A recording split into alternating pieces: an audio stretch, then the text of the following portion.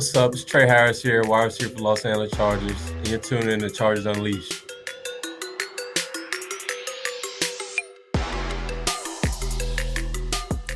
Welcome to another edition of Chargers Unleashed. Jake Hefner and Wolkenstein here with you from the LAFB Network. If this is your first time tuning in the show, make sure to hit that like and subscribe button on YouTube. You can also follow us on Facebook, Twitter, Instagram, Spotify, and Apple Podcasts. Dan Wolkenstein, if you were one of the lucky ones, like Dan Wolkenstein yesterday, who did not get a chance to watch the Los Angeles Chargers host the Washington Commanders live, unlike the rest of us who had to watch 4 quarters of pain, agony, squalor, and defeat. 3.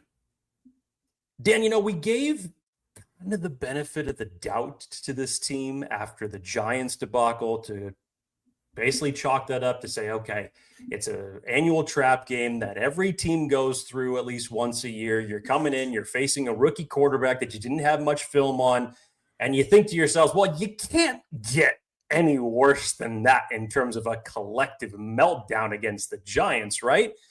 You can't get any worse than that. Turns out you can, Dan, because the Chargers decided to put together a repeat performance just 1 week later that was as bad as a horror movie sequel. I'm talking Freddy's Revenge, The Final Nightmare bad. I'm talking Jaws the Revenge bad. I'm talking Speed 2 Cruise Control bad. Sharknado 2. Dan, you remember The Mask with Jim Carrey? Yep. Okay, you remember Son of the Mask with Jamie Kennedy? No. Nobody else does because it was that fucking bad. That's what yesterday was. Holy shit, just when you think it couldn't get any worse, it did. Dan, the Chargers, in embarrassing fashion in all facets of the game, much as we were talking about on the live show on Saturday. The things that we said that you couldn't allow the Washington Commanders to do, the Los Angeles Chargers did. More uncharacteristic mistakes. Or characteristic. More untimely, possibly so, more untimely penalties. Defense letting you down in big situations. Offense letting you down in big-time situations. Losing the turnover battle once again. Dan, as of right now, this Chargers team is a mess. But how are you? Quite the intro. I'm good. I'm recovered from a weekend full of travel with toddlers and babies and airports and cars and all that jazz. Great. Maybe you should have stayed in Boise. Should have stayed, honestly. Yeah, the Chargers clearly didn't travel back to SoFi, that's for sure. Yeah, things are a mess though for this Chargers team, and unfortunately, like the theme has kind of remained the same the last 2 weeks, right? Like it's them beating themselves, uncharacteristic or characteristic penalties, inopportune times for the worst things to happen. But this one, honestly, I feel maybe a little bit better than I did the Giants game. One, because I didn't have to watch it live. You didn't watch it live. Didn't have to watch it live. But two, and I don't think I am the Justin Herbert apologist, but like this one didn't really seem on him. Like anyone who watched that game, no, he is like the furthest thing from the problem of this team than you can imagine. And in short, going back and watching it fresh, the team let him down, man. The team just let him down from top to bottom, from Joe Ortiz to Jim Harbaugh to Greg Roman, Jesse Minter to his folks playing aside from him on both sides at times. It was just a letdown.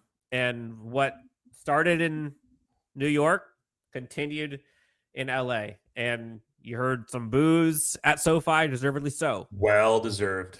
And we'll get into this, Jake. The hotline was, as the kiddos call it, Liddy City. That's what the kids call it? Jesus, I'm really getting old. I always thought you were going to say fire, which is, been a normal term, but Liddy City, that's a new one for me. Okay. 3-2. I just aged the fuck out of myself. Let's go to work. Let's go. Or maybe I did. 323-902-7586. I think this is a therapy session, right? Oh, it will be. It will folks coming here for some back-breaking analysis. Like, I don't know if this is going to be it for you, but emotions for sure. And this was, again, one of those days, right? And this was less about like bad day in the office and more about, in my opinion, just like what can go wrong will go wrong at the worst possible time. Some of it self-inflicted, some of it bad luck, some of it the other team gets paid too, but it all happened. We'll get to it. Jake, before we get to these voicemails, let's talk about our friends over at Sleeper before we go through this sleeper of a game for this Chargers team. But don't you worry, Chargers fans. We've got your emotions on speed dial.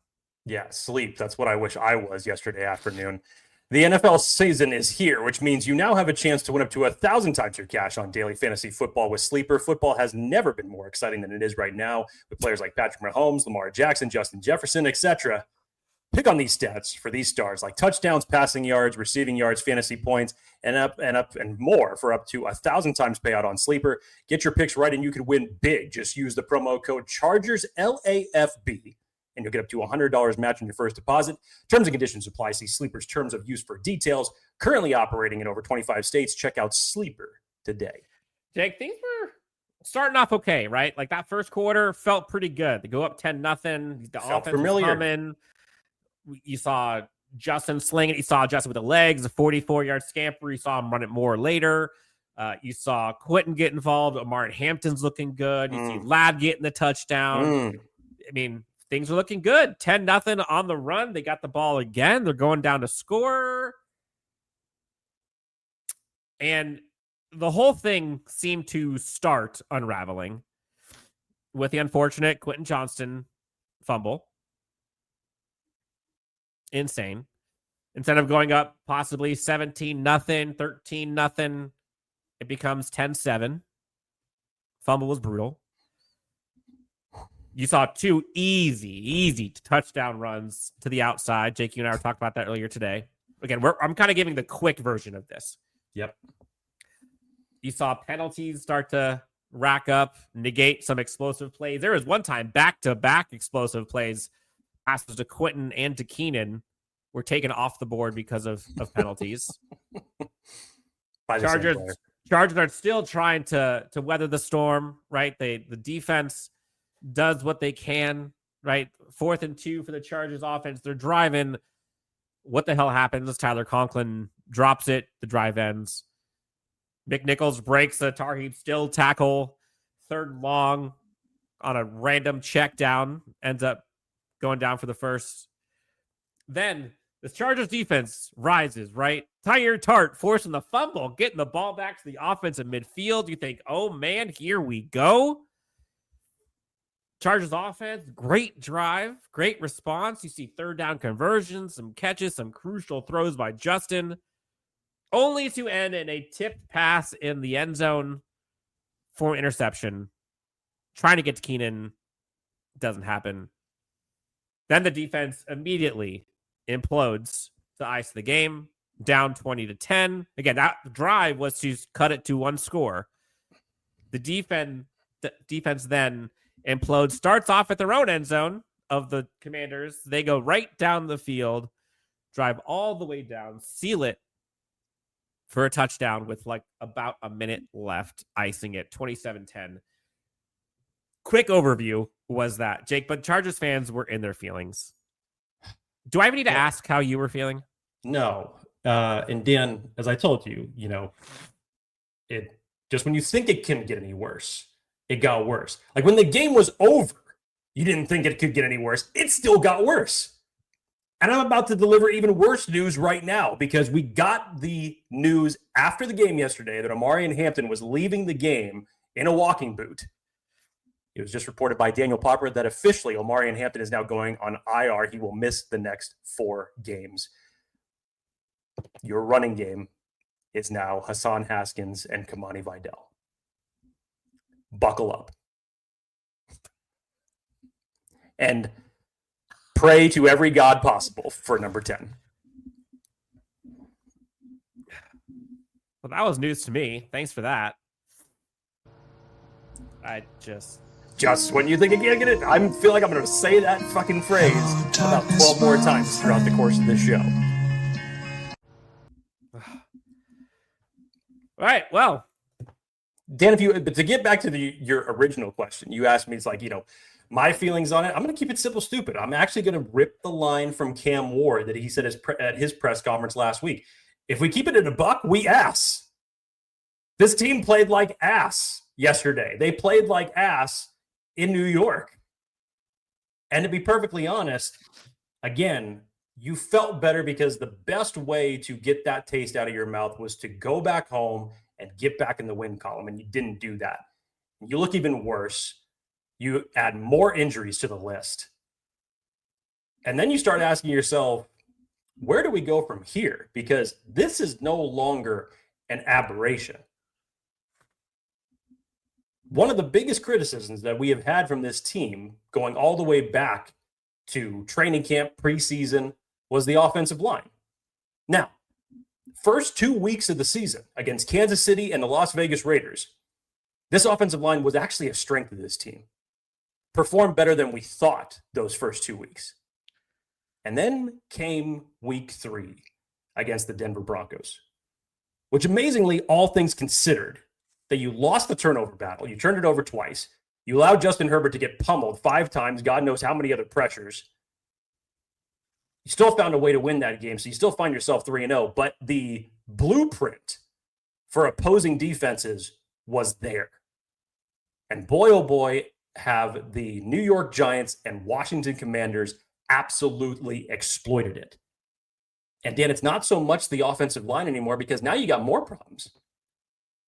You used to think to yourself, well, defensively, we can lean on Jesse Minter and everybody else to make a stop, get Justin Herbert another opportunity. No. The last 2 weeks have not looked like a Jesse Minter-led defense whatsoever. Definitely not a team in general that is coached by Justin Herbert.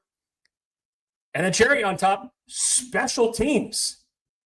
Whether we're talking kickoff returns, running into the kicker yesterday on a 4th and 15 play that allows Washington to go down, continue the drive, and ultimately end up getting a touchdown.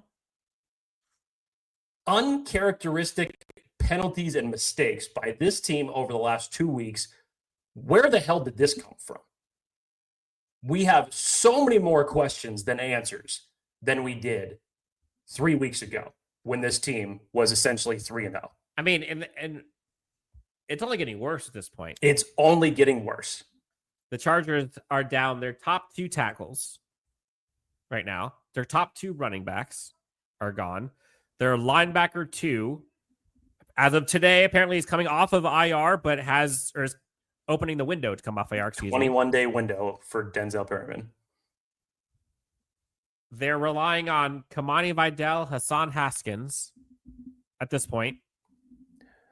We're not going to talk about that. We're not going to talk about him. We're not going to talk about him. Would have been really nice for a guy named Rocket to still be on this roster. The idea of protecting Justin Herbert right now is literally just a hope.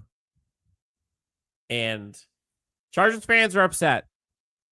And Rightfully they so. are targeting their frustrations all over the place. So, Jake, let's get to these voicemails. We got a lot of them. Again, Yeah. this is a therapy Monday. And, dude, the Omari Hampton news just freaking sucks, man. It blows. Like, that was the one thing you're like, all right, well, maybe they could weather the storm. You could hang your hat on that. He had been performing very, very well over the last 2 weeks. And that was essentially your safeguard to take pressure off of Justin Herbert when you have a torn up offensive line. How are you gonna how are you gonna fix this? All right, cool. Let's put the ball in the hands of Justin Herbert. Cool. He has 2.1 seconds to throw. And there's only so much those weapons can do. But you're literally hoping to just put the cape on from the jump and hoping he can deliver. And even when he delivers, you're hoping the guys can catch it. You're hoping the guys can block. You're hoping the guys can not get flagged for a penalty. You're hoping that somebody can work with him.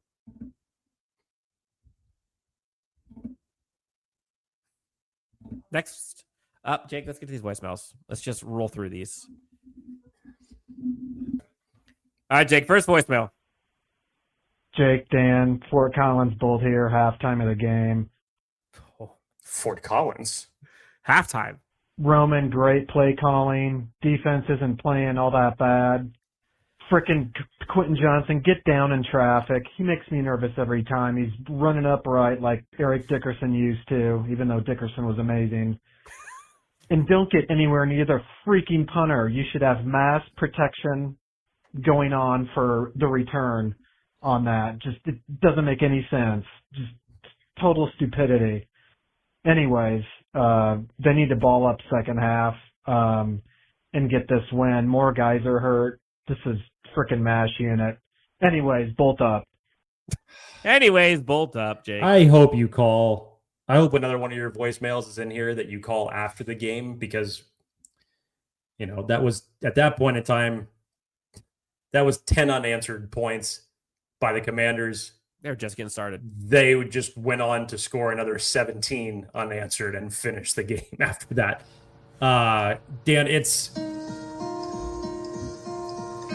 Hello, darkness, my old friend. Yeah.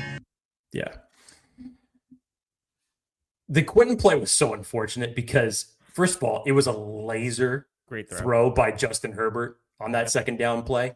And again, the Chargers at that point in time were in rhythm. It was looking like the Chargers that we had seen through the first 2 weeks offensively. You were able to move the ball. You were doing it against the 27th ranked pass defense in the league. You're in plus territory. You're about to get to the 20. And then minimum 13-0. Much like Derwin James had talked about after the game yesterday, momentum swings in both directions. Whereas one thing can be a catalyst for things that are good, and one thing can be a catalyst for just things that are bad. And for the Chargers, it was just became one bad thing after another. The Marlowe Wax running into the kicker situation that negated a amazing return by Ladd McConkey on the punt return, which again would have still put the Chargers up at that point 17-7 if that ended up playing out. I don't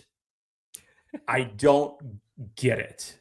I just don't get it. And again, that's just taking into account what that caller had witnessed at that point in time for just the first half. Oh boy, I feel for you. If you were that pissed off at halftime, you're not going to be happy for that second half. Next voicemail. Fort Collins, Bolt, 3.5 minutes left. Only reason There it is. There it is. He called back. TV off is because I pray to the God, Lord Jesus, he does not put Herbert back in. If he does, just hand the ball off and run the clock out. Well, they did that. They didn't hand the ball off, but they put Trey Lance in. Yeah, how did that go? I mean, not that they wouldn't have won the game anyways, but what, he goes in and Von Miller gets him and gets another sack for the game. Woohoo! Nobody circled the wagons. No. I don't want him getting hurt. Just pathetic. I don't even recognize this team. They're tackling. It looks like versus the Raiders when they got beat by 58 points. Anyways, guess we'll hope for a wild card at best now. Honestly, Dan, that last part. We're not even talking about playoffs right now. We're not talking about playoffs right now because I'll say this. This Chargers team right now is not beating Denver when they meet them again. They are not beating Kansas City when they meet them again. They may not be the Dolphins when they They meet them may next not week. be the Dolphins. They may not be the Colts 2 weeks from now. Again, you're going up against the Dolphins team that's got problems that are defensive outside of injuries. But what pisses me off, and that's probably why that pisses me off. You know, you look at the example, the Baltimore game yesterday, just getting absolutely trounced by Houston. You saw the injuries that they had going in that they listed before that game for all the players that were out. You know, a lot of people could say, like, okay, because of that, like, that's a lot of people out. I mean, again, the Chargers, the biggest issue they have is their two top tackles, arguably the most important positions other than the quarterback, are out. I'm not giving an excuse, but like, not an excuse. you see teams that are hampered by injury Correct. overcome. And Talk about it. I'm not even saying that they win, but they make it look better than that. To your point, you've known that you were going to be without those tackles since preseason. You just lost your other tackle last week. Scheme it. Figure it out. Good coaches and coordinators figure it out. Now, I will say but again, this is the problem with this game, though. Honestly, is like I don't know how much of this was, and I'm not a Greg Roman apologist, but like think about it, right? They get down. Greg Roman can't predict Quentin fumbling that, right? That's one possession. That's one possession. Hold on, that's one possession. Greg Roman can't predict Justin Herbert's tip pass in the end zone.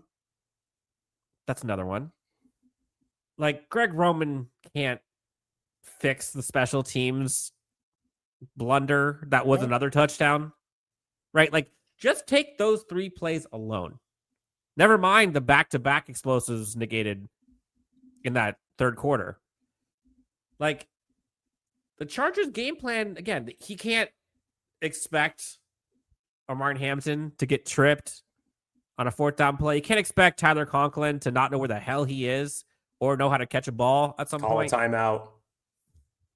Like, it's hard for me to blame Greg Roman for this because, like, this is like catastrophic bad luck, bad play, bad execution. It's both because to your point and where I was going with it is it's not Greg Roman's fault that Bobby Wagner is coming in absolutely free, untouched to just wallop Justin Herbert. Now, granted, that's on a screen. Still. And the screen didn't even go off. It was like that happened twice where he came in completely untouched. But it was like, again, that was one of those what can go wrong will go wrong when it is least beneficial for you. I think it's just from the standpoint, Dan, of, again, you look at that Giants team that you had to play. And even when it came down to it, the Chargers were still in a position to win that game. Yep. To their credit for everything that was going wrong, they still fought tooth and nail, mistakes aside, turnovers aside, sacks allowed aside. You were still in a position to win that game. To me, the fight in this game went until that last defensive drive. The touchdown that was not a touchdown that turned into an interception to Keenan that was tipped. That ensuing defensive drive over. Like, that's when the game was over. Yeah. See, sure, I was getting mentally checked out way before that because it's to go from the first quarter where you have a 10-point lead where the Chargers have found themselves in that position plenty of times early on in the season and playing their style of football. And this is probably where my biggest criticism comes into it, Dan. But then one thing goes wrong, and it's not just offensively, defensively. You're not able to adapt. There has to be punch counter punch that goes on. You have to be able to find a way to overcome mistakes. Agreed. What have we said about Jesse Minter as far as, being able to adapt and figure things out? I don't recognize this Jesse Minter defense these last 2 weeks. The last drive defensively, I got nothing, right? Like that team looked like it was defeated. And I think that team knew as soon as that Keenan Allen tip ball to Keenan Allen turned into an interception and they get like 1 first down, like it's a wrap. There's no way. Capped off by the 4th and goal moonshot. Yes. Like, again, I'm not solely placing the blame on one person because the blame is collective to go around. But I cannot put it on Justin. But that's the difference. There are times in that Giants game where I can point to Justin and be like, dude, like, that's a bad look. Like, you're going to get shit for this. Anyone who gives Justin shit for this game, including the interception, wasn't watching and is just there to rage bait because this was not on him. I mean, at one point, he was like 16 for 18 or something crazy. And the team was, I think, tied. He was throwing it everywhere it needed to be. I mean, the throw to Conklin was a 4th down conversion. That should have been caught. The throw to Quentin, that was getting them down to the 25-yard line to go up at least 13-0. There's a throw later on to Keenan Allen. That was a dime just out of bounds. Keenan caught it, but it was just out of bounds. Justin is doing what Justin's supposed to do. There's a couple plays that he could have back, but like that didn't turn into nothing or catastrophic. It was just like what can go wrong goes wrong. And it just like, call it snake bitten. Sure, the injuries didn't help. Yeah, Jesse Minter's defense kind of let it go at the end. But again, like you saw this Chargers offense go down the field, right? Quentin Johnston turnover. Go down the field. Turnover on downs in that fourth down to Conklin. Go down the field and respond. Turns into an interception in the end zone. Like they responded, but at the complete self-inflicted, just you can't make that shit up. Jay got a ton of voicemails real quick. Yeah, let's get some of these. Not listening to that one. Next. Sorry, kids. Jake Danforth, Collins Bolt. It is not Herbert's fault. One. There you go. So three straight voicemails. Anybody who says that on these stupid ass morning shows, they don't watch games. Whoa. Hey, Jinx. The line's horrible. He has no time. Conklin, can you just leave the effing country? He sucks. Just blew it again. Blew last week as well, too, with that basically tripping McConkey for the pick. This is just pathetic. Well, yes. Dan, all of that.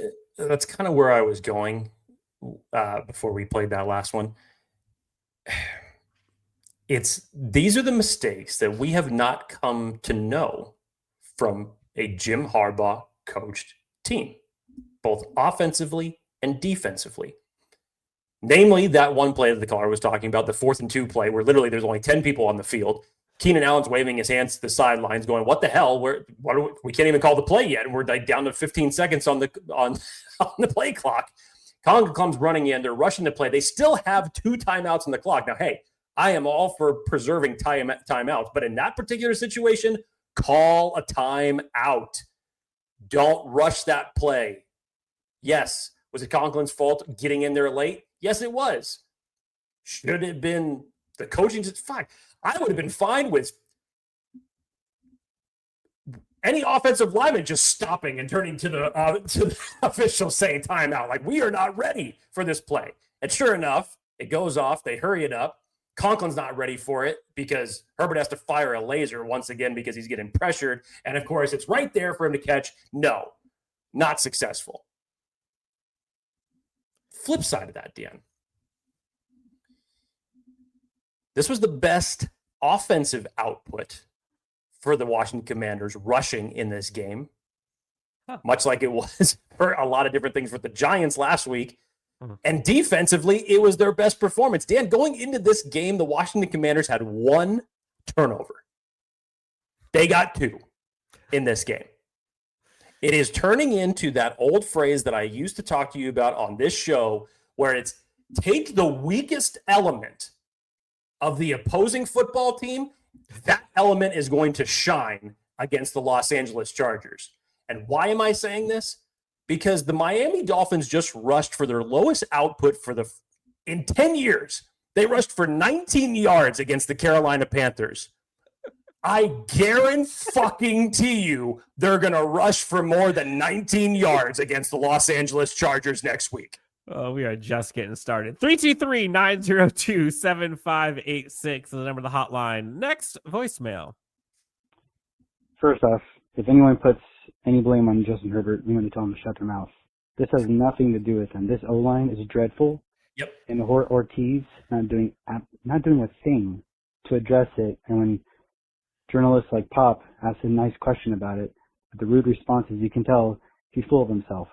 And Conklin, get rid of him, please. He has done nothing but cause turnovers. As long as this O-line and their lack of tight end play is on, they're not going to win another game. Okay, hold on. So, a couple things here. We'll table this for a second. Put a pin in it. You're starting to see your theme here about Ortiz. Mm-hmm. We'll get to that in a second. It is unfortunate. Tyler Conklin has now been involved in 2 back-breaking plays that has cost this team severely. I like Aronde Gadsden. Oh, we know you do. I'd like to see more of him. And honestly, I like Tyler Conklin, but what the hell? You're really missing Will Disley these last 2 games. You're really missing him. Dan, how many times did you watch the Commanders in the limit? I mean, I know you weren't watching it live, but you just go back and you watch the limited highlights. Watch how many of the Commanders are rushing. They're getting home with 4. And they're able to consistently drop back 7 into coverage every time. And Justin Herbert is getting absolutely destroyed. Once again, you're cycling through offensive linemen because Mekhi Becton's going in and out of the game here with a hand injury. Trey Pipkins is going in and out. Jamari Sawyer is coming in to rotate, which again, we didn't even know what the left tackle situation was going to be like for the Chargers heading into this game. It was good that Mekhi Becton obviously came back because you needed him, but at the same point in time, you had to rotate Jamari Sawyer in there. Foster Sorrell ended up seeing action at some point. Like, you're going to have a different offensive line combination this coming week. I hope. And I say I hope because it can't get any worse than it's been the last 2 weeks. Because clearly, coaching isn't fixing this. Personnel isn't fixing this. So you have to do something to make a change, to wake something up, to try to see if something else is going to stick. Honestly, because it can't get any worse. Stop, don't say that. Don't you dare say that. I'm talking about offensive line getting worse. Okay. I'm not talking about the big picture thing. I'm just talking about the offensive line. It can't get any worse than what we've seen the last 2 weeks. Instead of like weather the storm, it's like we are the storm, it's weather the storm, and now it's just like now it's like board the windows because a goddamn hurricane category 5 is coming. I mean, think about this. Like this is a perfect storm. Like this is the movie. Yeah, that was a somber movie with a bad ending. Most important thing for this team to succeed is to protect Justin Herbert. Well, you lost your offensive line, tackle 1, tackle 2. The free agent you brought in has been in and out of the lineup for injury. You're down to the 2 guys that you were arguably wanting the least. You're down to like tackle 3 and 4. Trey Pipkins gets hurt for a bit. The 2 running backs who have never missed a game in their life, basically, are now out for the season. One's on IR, of course, right? Of course. Like, where is the solution other than Justin and the pass catchers putting the cape on? Like, it's literally in Justin, we hope, to pull a rabbit out of his hat, the biggest rabbit he's ever had. And now there are 2 games in a row where the script is there. And now there's no running game. So, like, where is the solution? Next voicemail, 323-902-7586. Excuse me. Yeah, it's John again. Yeah, panic button time. Oh, we talked about this last week. The dreaded P word. It's panic button time. Herbert has no time to throw. His O-line can't protect it. Another tip ball interception. Sound familiar? Mm-hmm. I feel like this is Groundhog Day. This is all of us every week last year. Yeah, we went from dog crap to dog shit. Now we know what this is. Oh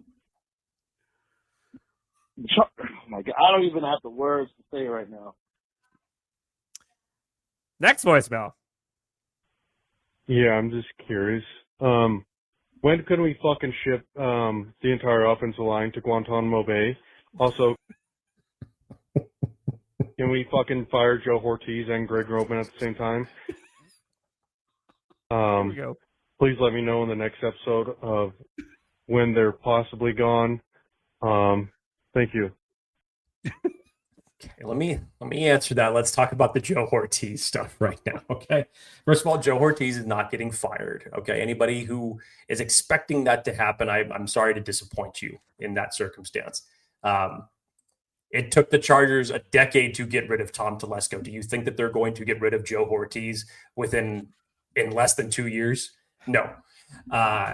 As it relates to Joe Ortiz, Dan, you and I have talked about this ad nauseum as it relates to the offensive line situation, and we're talking going back to free agency and the draft, most notably.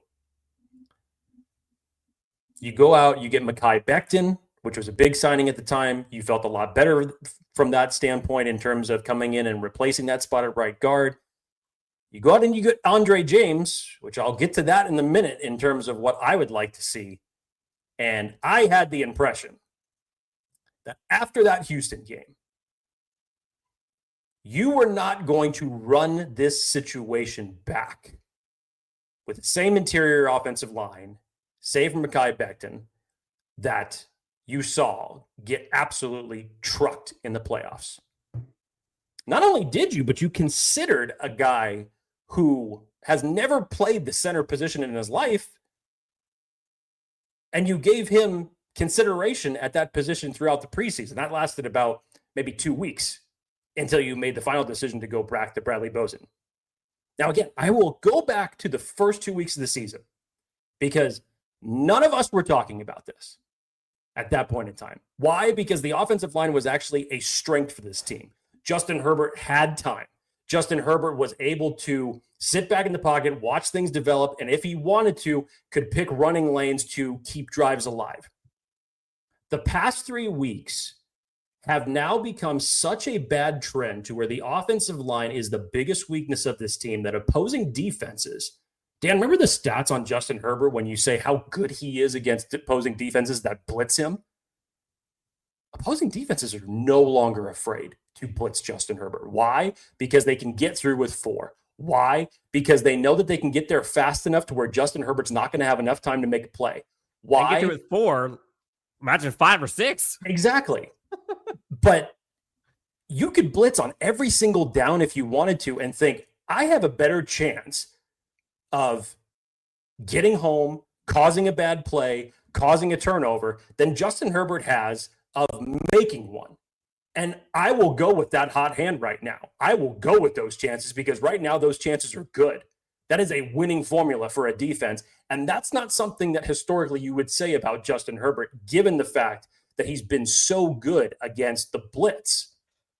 But you can't do that anymore. It's that bad with this offensive line. So we can try to rewind time as much as possible to say, was it quarterback malpractice to hear Jim Harbaugh and Joe Ortiz up at that podium after the season was over, after that loss to Houston, where they were taking responsibility themselves and saying that they failed Justin Herbert? And yes, you go out and get Mekhi Becton, and yes, you sign Andre James, who has up to this point been your backup center. But should you have done more? Maybe, whether that was through free agency or the draft. Now, I said this on yesterday's Spaces. I personally think that the last 2 drafts that Joe Ortiz has put forth have been very, very good. And we're still talking about in a limited capacity, only 5 games into the season for this particular rookie class. And again, I know 2 weeks ago, it couldn't have been more opposite than this. Yes, we weren't talking about this. And this is after Rashawn Slater. We already know that he's gone for the season. Kansas City Chiefs, this offensive line was solid. Against the Raiders, it was great. But the Denver Broncos have come in and put the blueprint on tape to absolutely demolish this offensive line and to put forth the game plan for opposing defenses moving forward. I mean, Houston did last year, if we're going to be honest. Yes. And so I know I was talking about this yesterday. Anybody expecting Joe Ortiz to go out there and make a trade for a big-time offensive lineman, look, I hate to be the one that's going to tell you this, but it's not going to happen because opposing teams are not going to part ways with good offensive linemen because they know how valuable they are. So unfortunately, you got to work with what you have, or you have to change your offensive line combination, And this is where I will chime in now on Andre James. Maybe it's time to change at the center position. Because, like I just said, what do you got to lose at this point when your offensive line is playing this bad? Only your franchise quarterback. Thanks, Dan. I wasn't thinking that, but you're absolutely right. Next voicemail. I have no idea what Jim Harbaugh is doing every day during. Never mind. Is it on mute? I have no idea what Jim Harbaugh is doing every day during. Never mind.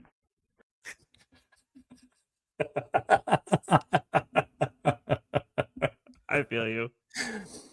You crumble a bunch of words up in there and say some weird things. And next voicemail.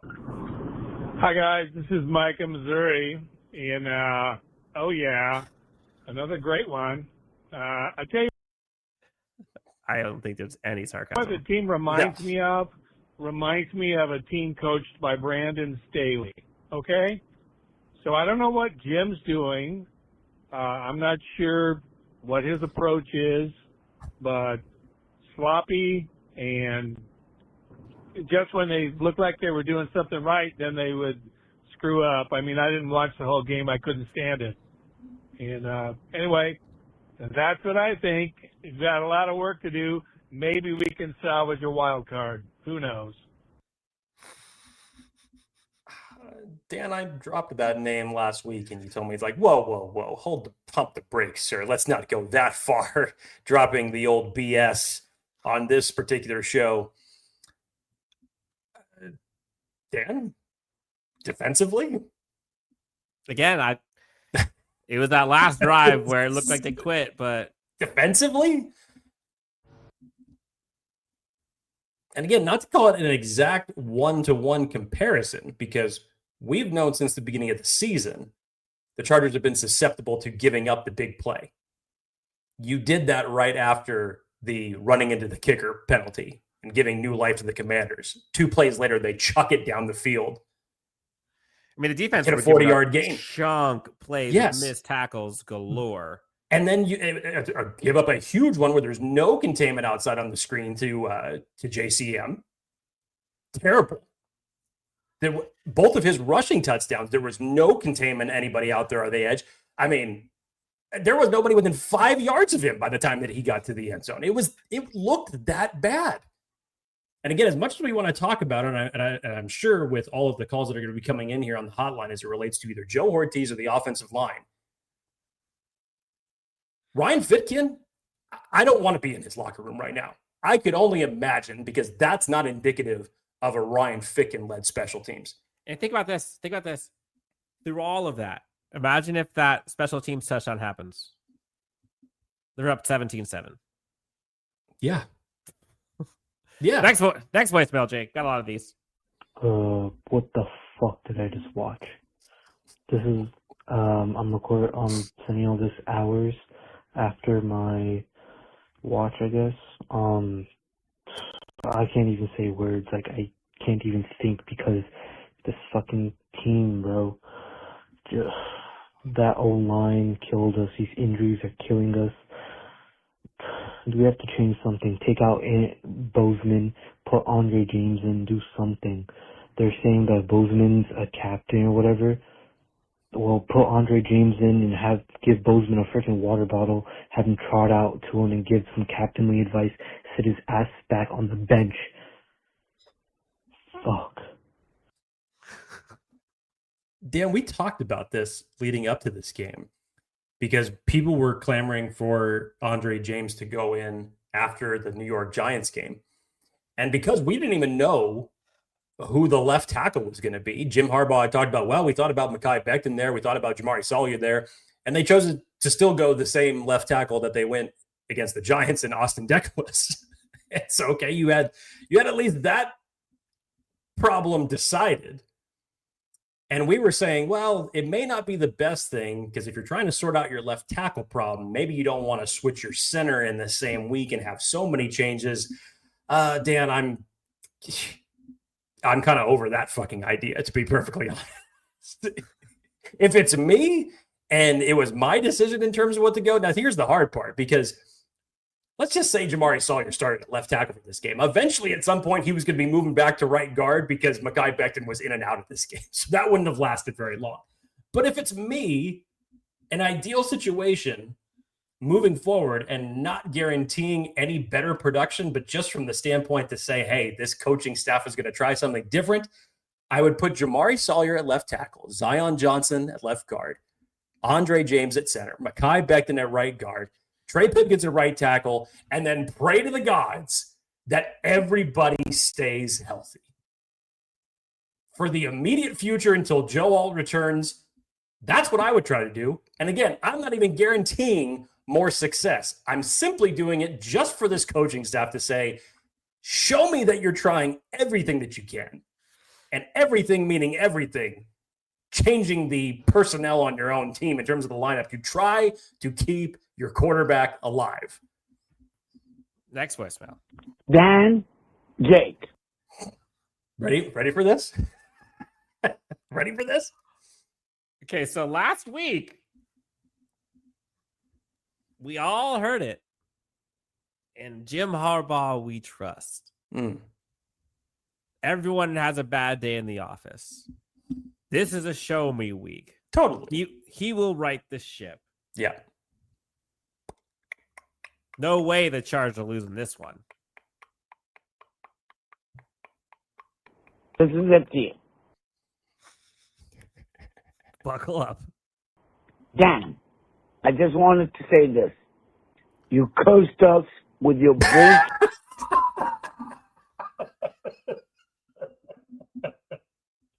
Oh, yeah. It's my fault now. It's your fault. It's my fault. PTSD. We have not been the same. Stop rooting for the Chargers. So it's Dan Wolkenstein's fault. He's in the GM seat. He's in the head coach's seat. He's in the player team meetings. He's throwing the football. He's running the football. He's playing defense. He's playing special teams. It's all Dan Wolkenstein's fault. You heard it first here on Chargers Unleashed. How the mighty have fallen. Do you remember how Yes. big There's chest was after the 3-0 start? Damn. I mean, he was Donkey Kong at some point. He was just going. And 2 weeks later, here we are. The other thing I wanted to say, I'm sick and tired of Joe Horty's bullshit, not spending the money, not fixing the offensive line and all.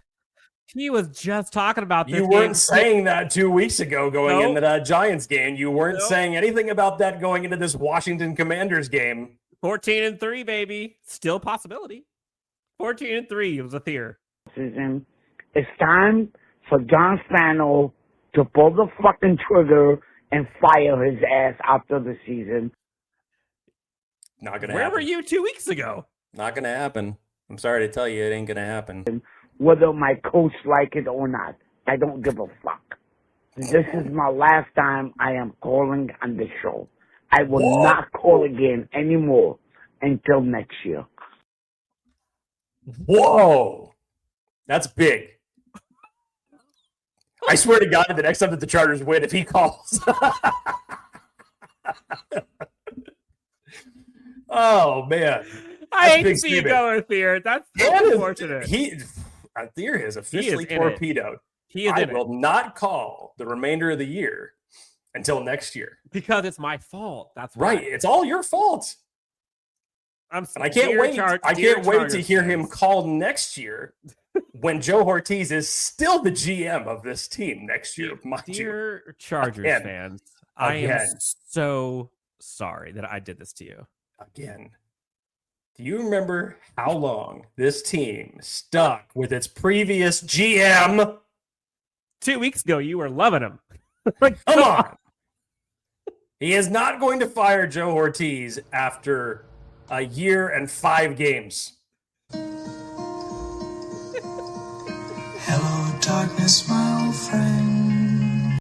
Next voicemail, Jake. Unbelievable. I'm still trying to figure out what I just witnessed. Complete shit show. Mm-hmm. The O-line looked like a pile of fat pigs with Down syndrome waiting to be... Oh,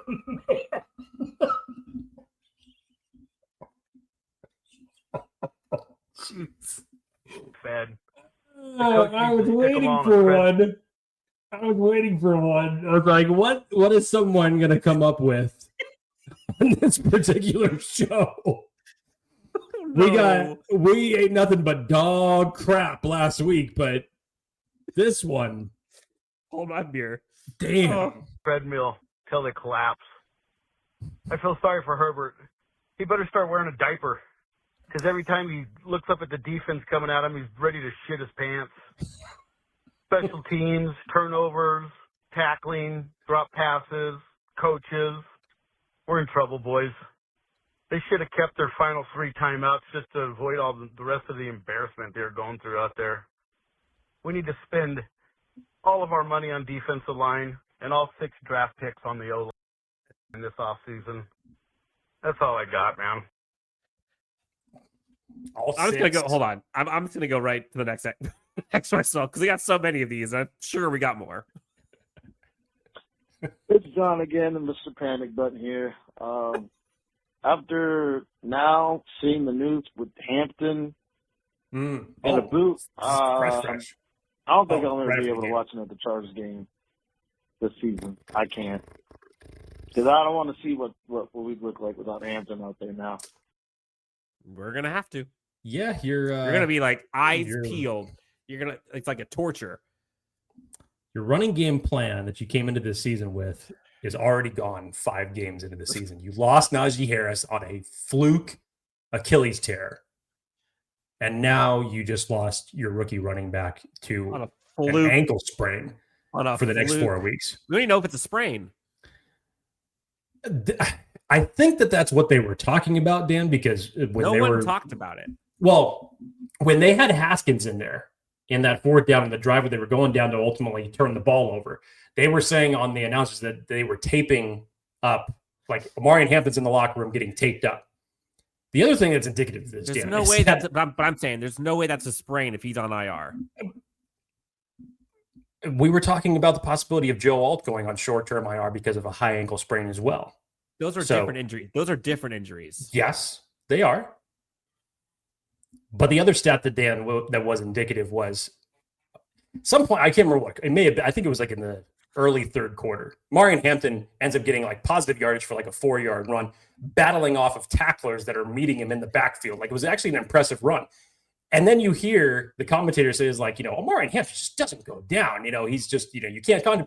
And then Brady actually chimes in with a very smart remark to say, I think that's more of a offensive line statistic, that it's not a good thing that your running back is getting clocked in the backfield repeatedly, even if he's able to gain positive yards out of it. And then sure enough, 25 minutes later, you start seeing Hassan Haskins out there in the final offensive drive for the game. We are talking about a Chargers offensive line that had Joe Alt, Mekhi Becton, and Rashawn Slater, and it has fallen to this. Fuck. Now your running backs are gone.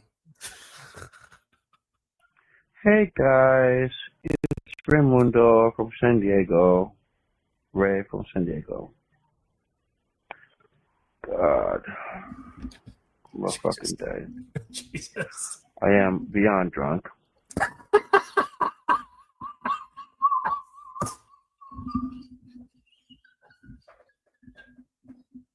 Low key, that might be the epitome of the entire Chargers fan base right now.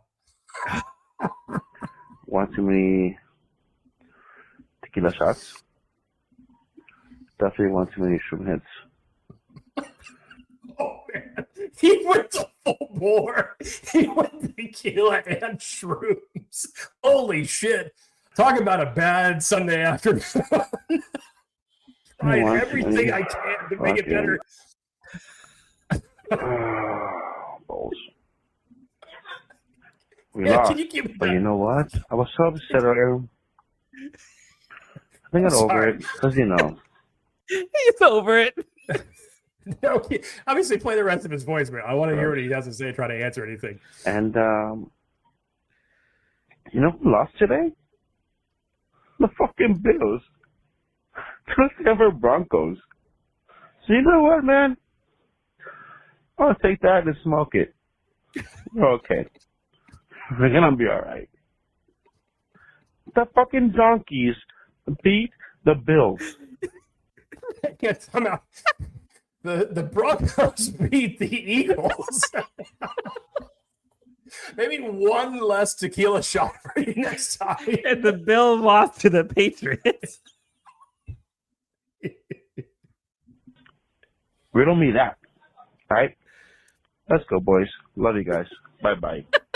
Dad, please play back the Good night. You know what line I'm talking Hey, about. guys. It's Raimundo. We gotta from figure out a way to Diego. take that and recycle it in Hey, this show. guys. It's Raimundo from San It's all Diego. fucked up. Ray from Hey San guys. God. I'm a fucking day. I am beyond drunk. I am beyond drunk. Then he follows it up 2 seconds later to say, tequila shots and shrooms. My friend, I feel you. You had a day yesterday. Holy shit. But just as a reminder, the Broncos beat the Philadelphia Eagles. Do you even begin?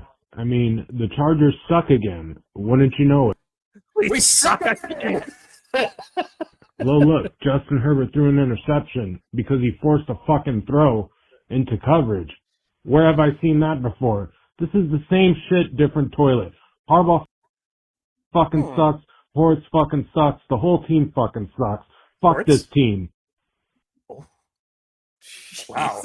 All right, scary hours. He Next is one. out. He is out of there faster than a theater is gone. Next voicemail. Jeez. I couldn't watch the game because I was working. So You're one of the lucky ones, sir. I'm not mad. I'm just disappointed. This is how I feel like I'm gonna be. This is how I feel for most of our losses. You know what? I feel like this needs to be reserved for people who watch the game. No, we got to give it to him, Dan, because everybody is feeling it in a different way. All right. It's just not going there. By the way, next week you come to the place where I play, and listen, the fans here, they hate their team's current situation. You hired Jim Harbaugh to make sure that you beat teams that you're supposed to beat. Now, after the Giants, don't let it happen again. I couldn't watch the game. The last part is pretty much right. Yep. Next voicemail. Every team has a trap game. Every team has an off week. You just don't expect it to get worse, especially when they're coached by Jim Harbaugh and have Justin Herbert at quarterback. Dan and Jake, I have my whiskey and I am Hell yeah. hot. This Yes. is Jiggy J Bone, get your mama running ass Smith. Pause it. Rewind. What? Bring it back. What? Dan and Jake, I have my whiskey and I am hot. Fuck this yeah is for the whiskey. Jiggy J Bone, get your mama running ass Smith. Jiggy I J Bone, get your mama. 8. I counted 8 in the name. Holy shit. That just rolls off the tongue, doesn't it? Clowns to sign somebody in the middle of a season. Unfortunately, they had $33 million that they went unspent that they should have signed on the O-line. Yet here we are in the middle of the season looking for trash clowns like 67 Foster Sorrell, Sam Mustipher, who nobody wants.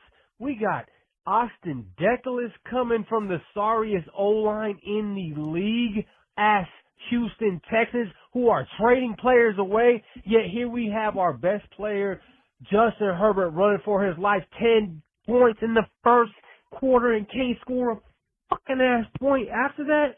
What the fuck ass is we doing in this middle of the season?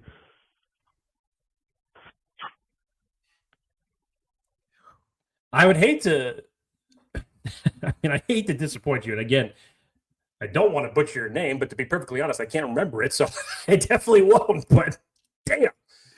Whiskey, yes. Hot take, yes. Some truth, also yes. Dan Wolkenstein. Next voicemail. Jake, Dan, St. Matthew. What's going on? I am calling, watching Sunday Night Football. I had to relax right now. I'm still upset, but I just want to take the time and just say to Justin Herbert, I'm sorry, brother. I'm sorry that this O-line sucks. It's horrible. And unfortunately, there's going to be a lot of people, especially in national media, going to say, oh, Justin Herbert didn't do that. Justin Herbert didn't do that. And now they're going to give all the credits to Janie Daniels, And so, Justin Herbert, I love you, man. I'm sorry. And you don't get the credit. So that's all I got to say. I mean, right now, I'm not going to keep it long and stuff, but right now, I don't give a fuck anymore. I'm just fucking irritated. Joe Ortiz, he can kiss my ass. But I don't got to say anything. I mean, we'll hopefully beat the Dolphins next week, but I'm not too confident. We'll see next week. But as always, love you guys. Both up. Appreciate it. This is Hello, darkness, my old friend.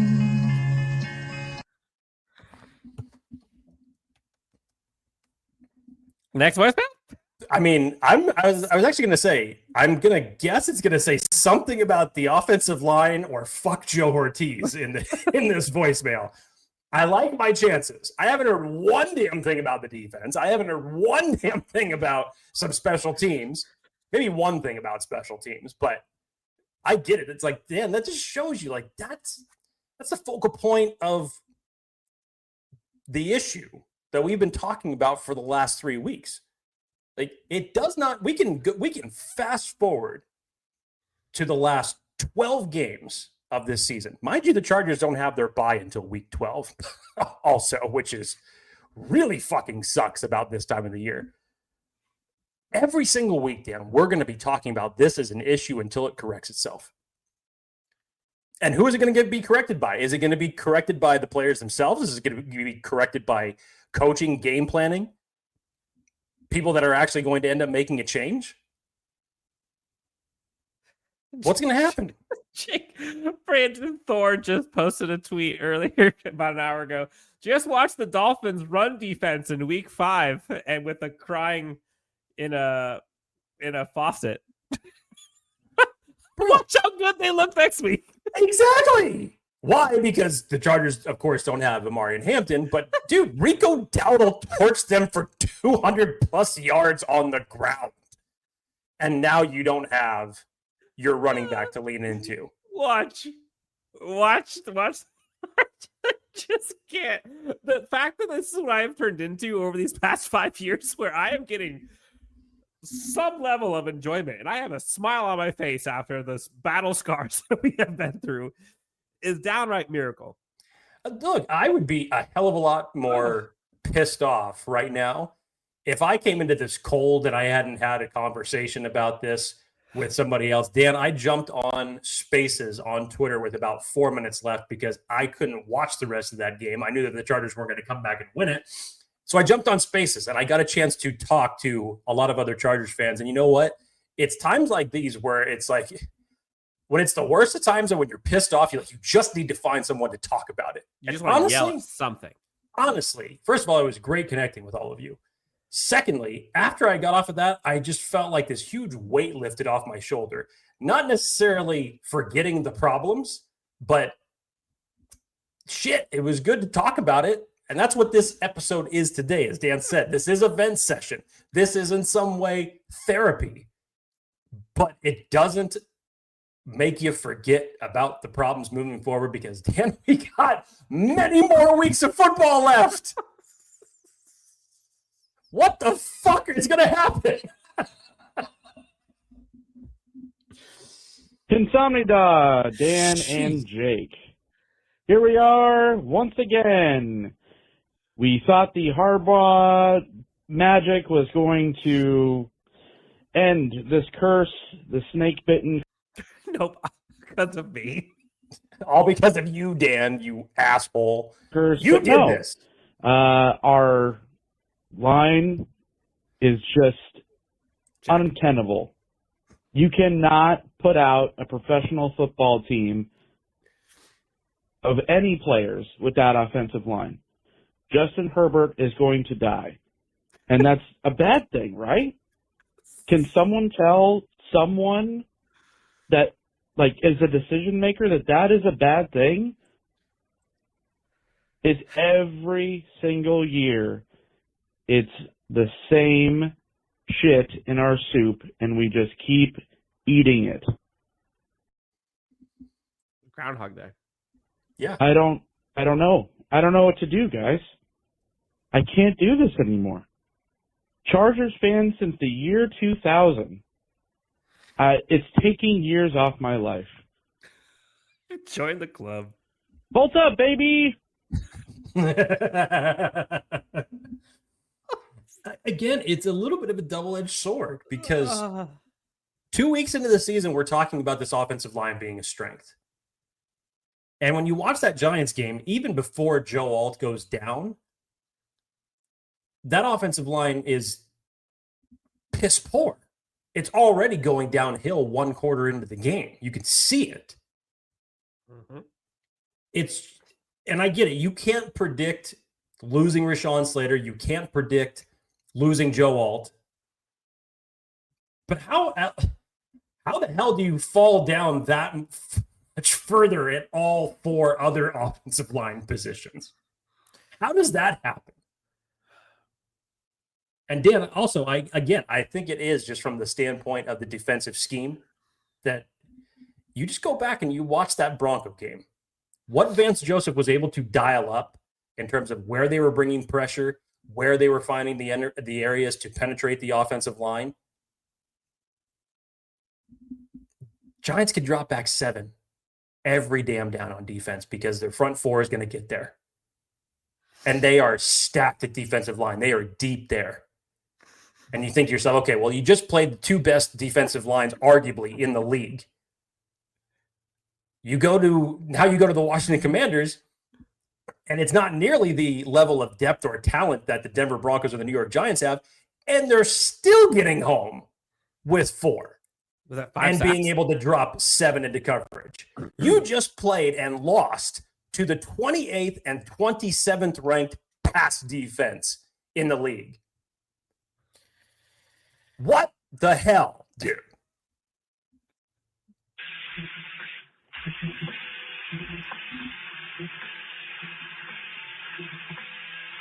Oh, I think I'm hearing where this is going. Hold on. Is that Wait for Metallica? it. Wait for it.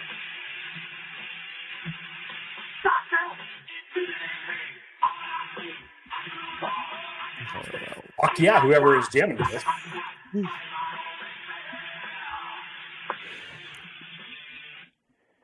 Jeez, Metallica hit it on the nail, didn't they? Wow. I was at that game. Oh, that I'm sorry. Sucked. Yeah. That was brutal. Absolutely brutal. I got no notes. I got nothing to say. That was absolutely demoralizing. Yeah, this is just brutal. Brutal. Jesse Minter took a absolute crap burger, holding on the punt return by Lab McConkey. Crap burger, took everything out of the building. That was no bueno. Offense was poo-poo. Everything was poo-poo. Oh, that's heat. Absolute horror. Ah! Buns. The Chargers are buns. Bolt down. For dog crap, we've heard dog shit. Now we're hearing absolute buns. Dog doo-doo. And man, you ever need to release some, inner anger? Yeah, you just jammed a Metallica. That'll do it. Dan, I'm bringing this up because Daniel Popper just tweeted this because there's been so much criticism of Bradley Bozeman. I'm not sure if you read about this because I know that you weren't watching the game live, but there was a second down play where the Chargers were driving and Justin Herbert is calling out for a certain protection. Bradley Bozeman decides to change the protection, and you can audibly hear Justin Herbert say no. And then the ball is snapped. Penetration comes. Justin Herbert sacked. So Daniel Popper just tweeted, Jim Harbaugh said that the pressure in this first quarter, which is the one I'm referencing, was the result of a missed assignment from Bradley Bozeman. Just for reference, just for people to say that there was acknowledgement and that there was no miscommunication as far as what actually happened on that play. And you don't normally hear Harbaugh kind of call out players specifically like this. He's not going to publicly rip players. I mean, but that's as close as you're going to get. That's probably as close as you're going to get. So if anybody wants to talk to him about giving some accountability outside of himself, which he knows that he's responsible for, there you go. Next. That was fantastic. Is it on mute again? There. I heard it a second ago. That was fantastic. There we go. Really bad. After the, seventh time saying, wow, we are terrible, I was like, you know what? I need to switch it up. So I looked in the dictionary and I found some words that I'm going to share with you. We got appalling, atrocious, awful, dire, disastrous, dreadful, extreme, frightful, ghastly, gruesome, harrowing, hideous, horrible, and horrid. Yeah, that's how I felt. After the goal line interception, I just went to go mow the lawn, drink a beer. Yes. Yeah. Cure my pains. I'm not even going to watch the highlights because they're all lowlights. Don't. That's right. On to the next week, boys. Let's go. On to the next week. Bring your thesaurus with you on Chargers Unleashed. Any possible word that you could say for how bad the Chargers looked yesterday, right there for you. Next voicemail. Fellas, it's Raymundo from San Diego. I saved up all my pennies. Kidding. Oh, no. I came up here to San Diego, or to LA, sorry, where the Chargers play, for this game. Super excited. A lot of alcohol, not everything in my cooler. Fear and loathing Las Vegas, if you will. Everything else. And only to fucking be right now sitting in a bar, crushing the bar, with a loss. I'm sad. I don't know what to think about this. Really? So what's the Commanders? Yeah, apparently they're a good team. Or are they? Or did we make them a good team? Was this supposed to be a win for us? I am lost, drugged up, and I have to drive back to San Diego tomorrow. Drive safely. Seriously. Stay hydrated. I feel for you that you drove all the way up to LA to watch that. Imagine, like, the people that paid for that. Yeah. Oh, last one, Jake. Hey, boys. Crosby here. San Diego Chargers fan since birth. Hang in there. This one sucks. But that's a playoff caliber team that we just played. They showed it last year. We just had some trouble. Are we ending this on a high note? I'm sorry. We just had some trouble. We got to get that offensive line fixed. We're gonna just some minor details. Got to fix an offensive line. We're gonna be just fine. We're gonna be just fine. And Martin Hanson on IR. Yeah. We're gonna be just fine. Just fine. We still own the division. Still own the division. Statistically, that is true. The Chargers still are in first place in the division against all odds. They went from 2.5 games up to tie. Anything else? We're gonna be just fine. Bolt up.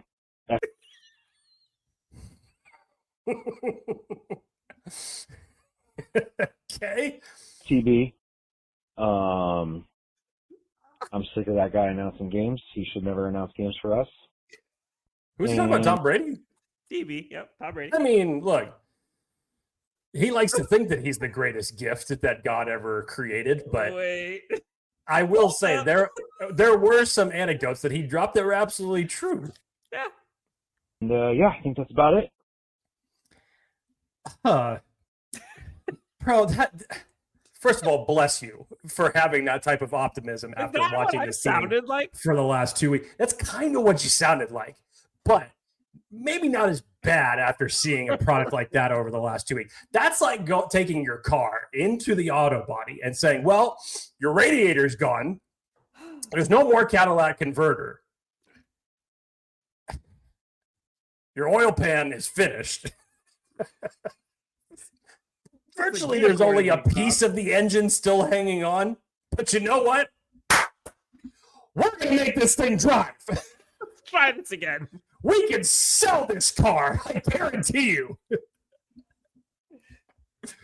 Oh, God. Look, where do we go from here? Honestly, who knows? I don't know. At this point, I got my popcorn because, like, nothing is going to surprise me anymore. Nothing. Like, literally, this was the show me game, and that's what they showed us. That's what they showed? That's what they showed. And here we are. Will I be shocked in the slightest if they come out, lay a deuce and lose again? No. Unfortunately, I'm not trying to be the pessimist. No. But I am going off of what my eyes have showed me. What are they telling you? I am not tethering myself to hopium anymore. I'm tethering it to the reality. And the reality is Justin Herbert just went through a game where he had 2.1 seconds per throw, or else he's getting pressure. He now has no tackle at starting. He now has no running back, aside from Asante Haskins and Kamani Vidal. And they're, going to miraculously just fix all of that? If that's what you think will happen, that is because you are hoping. And that is it. There's nothing on film the last 2 weeks that will give you factual reason to believe that. And I'm not the guy that wants to say that, but damn it, here we are. You are going to have to rely on the cape being on from the jump. And that might not even be enough because guys still got to catch it. Guys still got to do the right thing. Guys still got to not absolutely shit the bed. Those penalties can't happen. You can't control everything. You can't play all 11 positions. You think people are pissed now? Watch what happens if they lose this week. Watch what happens if they get more injuries. Just watch. Just watch. At this point, where do you go from here? I don't know. Like, I genuinely am going to sit back. Like, I had nothing. I got nothing. I have no idea. They could go out and absolutely beat the brakes off of them. Unlikely. No. Or they can go out there and absolutely lay an egg and get steamrolled by Tua Tagovailoa and the Tyreek Hill-less Miami Dolphins. You just saw it happen against a scary Terry-less Washington Commanders. Austin Eckler-less. And the one fail-safe that you had, the one game plan scheme that you had to go into this game, much as we were talking about with the Washington Commanders, was feeding Omari and Hampton. You don't have that anymore. And now you're going to tell me that going up against an edge group of Chubb and Phillips against possibly your fourth left tackle, depending on what type of combination they have going in there, against a banged-up right side of the offensive line, the way that Trey Pipkins is playing right now, Mekhi Becton battling a hand injury. God only knows if the Chargers will make a change at the center position. But that doesn't give me confidence because that, in the trenches, the Chargers have essentially, again, this just goes to the credit of Justin Herbert. How we were even saying it after that Denver Bronco game, it didn't make sense how the Chargers won that game, given everything that happened. But the last 2 weeks have essentially ripped the Band-Aid off of what has been the wound and the problem for this team for the better part of 3 weeks. And it is right on the precipice of being greatly exposed. And if you don't think that it's quarterback malpractice now, I would go as far as to say, if this continues, I wouldn't be surprised if somebody gets fired. And I'm not saying Jim Harbaugh, I'm not saying Joe Ortiz, but there will be someone to take answers to this. It's just, this is too much. Jay, we went through 24 voicemails today. And I don't know if I feel any better. I don't feel worse. Although, honestly, the Martin Hampton news... That's gut-wrenching right now. It's absolutely gut-wrenching. It just sucks, dude. Like, it just sucks. Touch on what Daniel Popper was talking about with that play highlight of Bradley Bozeman. Daniel Popper followed up on it because Harbaugh was saying that Bozeman is a good, productive player. Daniel Popper said, when asked about the play that he was referencing, Harbaugh said, we all have fingerprints to blame on this. Kept pressing again. When asked at what point do errors make a player not good or productive, Harbaugh said, when we feel that there is another player that can play better. Well, you're not going to know if you don't give it a try. You're not going to find out if Andre James is a better player than Bradley Bozeman during practice. I mean, isn't he literally the worst ranked center in the NFL, according to PFF? It's bad, Dan. It's really bad. I don't know how much more evidence, tape, or anything like that you need. Again, at this point in time, your offensive line can't play much worse than it's playing right now. Maybe just worth it to just throw crap at the wall and see what sticks at this point. It can't hurt. At least you're trying something. Look, we've been through a lot over these past 5 years plus, I think 6 years now. But this says it all right here, man. You got Justin under duress. Guy by the last name Payne going after that's him. appropriate, isn't it? This is too good. And the Chargers lose in blowout fashion. I'm honestly grateful that I did not watch that live. You would have hated it. Like, coming off of the Giants loss, you would have hated this one. It was worse, Dan. So feel fortunate you didn't watch it. Feel fortunate you get to rewind, fast forward when you're watching highlights. Yeah. Hopefully for you, just fast forward. Well, at least it's still 3-2. I got the van. You still got a steering wheel. You still got tires. There's no engine, but this car can run. We'll put it up. We'll put it up on Carvana and it will sell. Legitimately, I am fascinated to see how Joe Ortiz manages this right now. Like, I don't really know in terms of if his job is to bring in personnel at this point in time.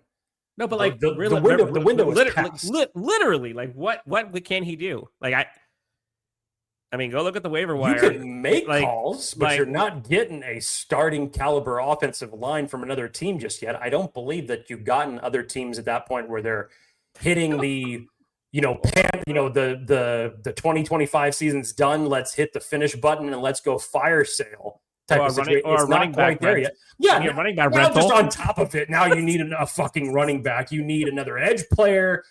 Before Khalil Mack comes back, because there is no pass rush out of Tuli. You need another running back, obviously, because your first two are now gone. You need about umpteen offensive linemen, and you played 5 games. Fuck. Somehow, Mac Jones in San Francisco with all their injuries are still winning games. You have the same amount of wins as the New England Patriots do right now. And they're winning games. And they don't have Justin Herbert. Tampa Bay Buccaneers had a shit ton of injuries on their offensive line, and they're 4-1. That's it. Figure it out. That's it. We'll see. Show us. Jake, this was therapeutic, I guess. Thank you to everybody who left the voicemails. Keep them coming. Dan and I love this. I know this is not the type of conversation that we want to be having with you guys, but we appreciate it all the same when it comes to this. As Dan says, this is therapy. We get through this stuff together. For Jake, I'm Dan. After another debilitating loss, I wonder what's going to happen next. We'll find out on the next Chargers. Yeah. Unleashed. This is insane.